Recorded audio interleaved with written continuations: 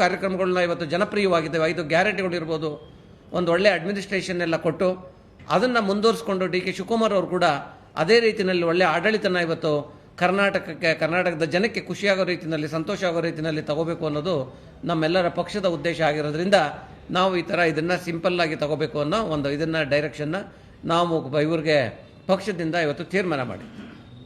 ಆದ್ದರಿಂದ ಈ ಒಂದು ಕಾರ್ಯಕ್ರಮ 3ನೇ ತಾರೀಕು ನಡೀತದೆ. ತಾವೆಲ್ಲ ದಯವಿಟ್ಟು ಇದಕ್ಕೇನೋ ಜಿಲ್ಲೆವಾರು ಈಗ ಇನ್ನೊಂದೇನೋ ಈಗ ಆಲ್ರೆಡಿ ತೀರ್ಮಾನ ಮಾಡಿದ್ವಿ ಪಕ್ಷದಿಂದ ಅಂತ ಅಂದರೆ, ಈ ಪ್ರಮಾಣ ವಚನ ಸ್ವೀಕಾರ ಮಾಡಿದ ನಂತರ ಆಯಾ ಜಿಲ್ಲೆಗಳಿಗೇ ಮುಖ್ಯಮಂತ್ರಿಗಳು, ಹೊಸ ಮುಖ್ಯಮಂತ್ರಿಗಳು ಹೋಗುವಂಥದ್ದು ಕಾರ್ಯಕ್ರಮ. ಜಿಲ್ಲಾ ಹೆಡ್ ಕ್ವಾರ್ಟರ್ಸಲ್ಲಿ ಅಲ್ಲೇ ಒಂದು ಹೋಗಿ ಕಾರ್ಯಕರ್ತರದ್ದು ಮತ್ತು ಜನಗಳದ್ದು ಆಶೀರ್ವಾದ ತಗೊಳ್ಳುವಂಥ ಕೆಲಸನೂ ಕೂಡ ಮಾಡಬೇಕು ಅಂತ ಡಿಸೈಡ್ ಮಾಡಿದ್ದಾರೆ. ಅದರಿಂದ ಅಲ್ಲಿಗೆ ಬರೋದ್ರಿಂದ ಇಲ್ಲಿಗೆ ಬರೋ ಅವಶ್ಯಕತೆ ಇಲ್ಲ. ದಯವಿಟ್ಟು ಪಾಸು ಗೀಸು ಯಾವುದೂ ಇಲ್ಲ, ಯಾವುದೂ ಮಾಡಿಸಿಲ್ಲ. ಕೆಲವು ಇನ್ವಿಟೇಷನ್ ಬಿಟ್ಟರೆ ಶಾಸಕರಿಗೆ ಇವ್ರಿಗೆ ಮಿಕ್ಕಿದ ಯಾರಿಗೂ ಮಾಡಿಸಿಲ್ಲ. ಅದರಿಂದ ಪಾಸು ಅಂತ ಯಾರನ್ನೂ ಕೇಳಕ್ಕೆ ಹೋಗೋದು ಬೇಡ. ಹಾಗೆ ಅಲ್ಲಿ ಬಂದು ಯಾವುದೇ ರೀತಿಯಲ್ಲಿ ನ್ಯೂಸೆನ್ಸ್ ಕ್ರಿಯೇಟ್ ಆಗದ ರೀತಿಯಲ್ಲಿ ನಡ್ಕೊಂಡ್ರೆ ಅದು ಒಂದು ಕಾಂಗ್ರೆಸ್ ಪಕ್ಷಕ್ಕೆ ನೀವು ಒಂದು ಒಳ್ಳೆಯ ಮೆಸೇಜನ್ನು ಕಾಂಗ್ರೆಸ್ ಪಕ್ಷದ ಥ್ರೂ ಕಳಿಸ್ತಂಥ ಒಂದು ಕೀರ್ತಿ ನಿಮಗೆ ಸಿಗುತ್ತೆ.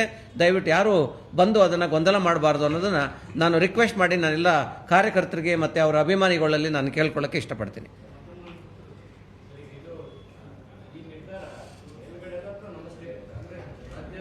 ನಮ್ಮ ರಾಜ್ಯದ ಪಕ್ಷದ ನಿರ್ಧಾರ ಇದು, KPCC ನಿರ್ಧಾರ. ಸೊ ನಾವು ಅದನ್ನು ಇವ್ರಿಗೆ ಕೇಳಿದ್ವಿ. ಅದಕ್ಕೆ ಅಧ್ಯಕ್ಷರು ಕೂಡ ಬಹಳ ಮುಕ್ತವಾಗಿ ಒಪ್ಕೊಂಡ್ರು. ಇದು ಬಹಳ ಒಳ್ಳೆಯ ಸಲಹೆ. ಅದರ ಪ್ರಕಾರ ನಾನೊಬ್ಬ KPCC ಅಧ್ಯಕ್ಷನಾಗಿ ಅದನ್ನು ನಾನು ಪಾಲಿಸ್ತೀನಿ ಅಂತ ಕೂಡ ಅವರು ಹೇಳಿ ಅದನ್ನು ಆಲ್ರೆಡಿ ತೀರ್ಮಾನವೂ ಆಗೋಯ್ತು. ಚೆನ್ನಾಗಿದೆಯಲ್ಲ ಇದು ನಿರ್ಧಾರ. ಜನಸಾಮಾನ್ಯರಿಗೆ ತೊಂದರೆ ಆಗದೇನೆ, ಪೆಟ್ರೋಲ್ ರೇಟು ಜಾಸ್ತಿ ಆಗಿದೆ, ಅವ್ರಿಗೆಲ್ಲ ಗೊಂದಲಗಳು, ಅಷ್ಟೆಲ್ಲ ರೇಟ್ನೆಲ್ಲ ಇದೆಲ್ಲ ಹಾಕಿಸ್ಕೊಂಡು ಪೆಟ್ರೋಲು ಡೀಸೆಲು ಮಿತವೇ ಈಗಲಿಂದನೇ ಪ್ರಾರಂಭ ಮಾಡಬೇಕು ಅನ್ನೋದನ್ನು ನಾವು ಪ್ರಾರಂಭ ಮಾಡಿ.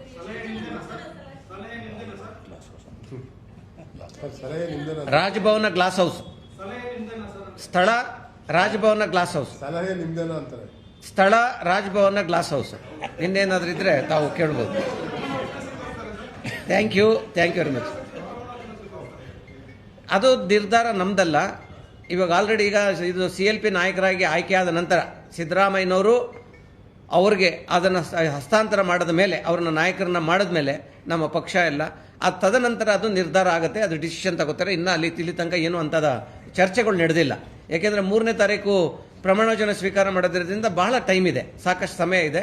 ಆ ಸಮಯದಲ್ಲಿ ಅದನ್ನು ನಿರ್ಧಾರ ತಗೋತಾರೆ. ನಮ್ಮ ಪಕ್ಷ ಹೈಕಮಾಂಡ್ ಏನು ನಿರ್ಧಾರ ತಗೊಳುತ್ತೆ ಅದಕ್ಕೆ ಬದ್ಧವಾಗಿದ್ದಾರೆ ಪ್ರತಿಯೊಬ್ಬರು ಕೂಡ. Thank you.